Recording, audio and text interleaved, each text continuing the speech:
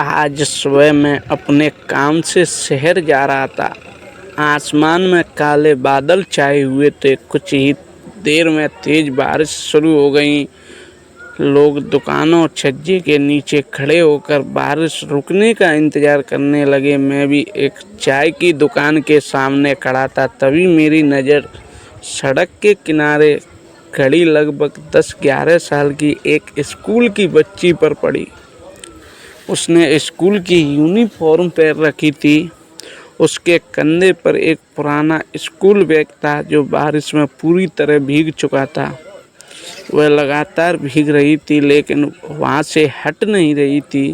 पहले मुझे लगा शायद वह किसी का इंतज़ार कर रही होगी, लेकिन 10 मिनट बीत गए, फिर 15 मिनट तक वहीं खड़ी रही। मुझसे रहा नहीं गया। मैं उसके पास गया और पूछा, बेटी तुम यहाँ बारिश में क्यों खड़ी हो? किसी दुकान के अंदर क्यों नहीं चली जाती? उसने मासूमियत से जवाब दिया, अंकल अगर मैं दुकान के अंदर चली गई तो मेरी स्कूल ड्रेस और जूते से फर्श गंदा हो जाएगा, इसलिए मैं यहाँ ठीक हूँ। उसकी बात सुनकर मैं कुछ पल के लिए चुप रह गया। मैंने फिर पूछा, तुम घर क्यों नहीं चली जाती?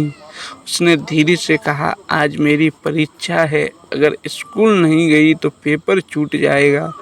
पापा रोज मजदूरी करते हैं, उन्होंने कहा था कि पढ़ लिख लेना तभी हमारी ज़िंदगी बदलेगी।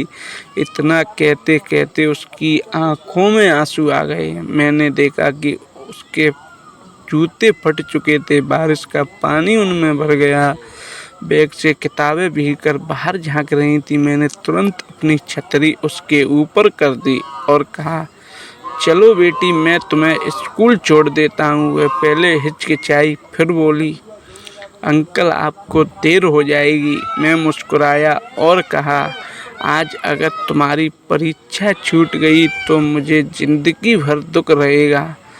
मैं उसे स्कूल पहुँचा। स्कूल के गेट पर प्रधानाचार्य खड़े थे। उन्होंने बच्ची की पूरी तरह भीगा हुआ देखा तो कारण पूछा। बच्ची ने पूरी बात बता दी। प्रधानाचार्य की आंखें नम हो गईं। उन्होंने तुरंत दूसरे बच्चों से कहा कि कोई अतिरिक्त यूनिफॉर्म और तौलिया लाकर दे। शिक्षिकाओं ने उसे सूखे कपड़े दिए और गर्म दूध भी पिलाया। कुछ देर बाद वह मुस्कुराते हुए परीक्षा कक्ष में चली गई। मैं वापस जाने लगा, तभी प्रधानाचार्य ने मुझे रोककर कहा, भाई साहब आपने आज सिर्फ एक बच्ची को स्कूल नहीं पहुंचाया बल्कि उसके सपनों को टूटने से बचा लिया। मैंने कहा, सर मैंने तो केवल अपना फर्ज निभाया है।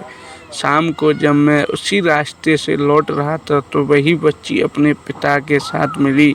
उसके पिता ने मेरे पैर छूने की कोशिश की और बोले, साहब मेरी बेटी ने सब बता दिया, मेरे पास आपका एहसान चुकाने के लिए कुछ नहीं। मैंने तुरंत उन्हें रोक लिया और कहा, भाई यह कोई एहसान नहीं, बस एक वादा कीजिए कि मेरी बेटी की पढ़ाई कभी मत रुकने दीजिए। उन्होंने आंसू भरी आंखों से कहा, जब तक मेरी सांस चलेगी मेरी बेटी पढ़ेगी। उस दिन मुझे महसूस हुआ कि बारिश केवल कपड़ों को भिगोती है, लेकिन किसी की मदद करने से जो खुशी मिलती है वह किसी और की खुशी से नहीं मिलती।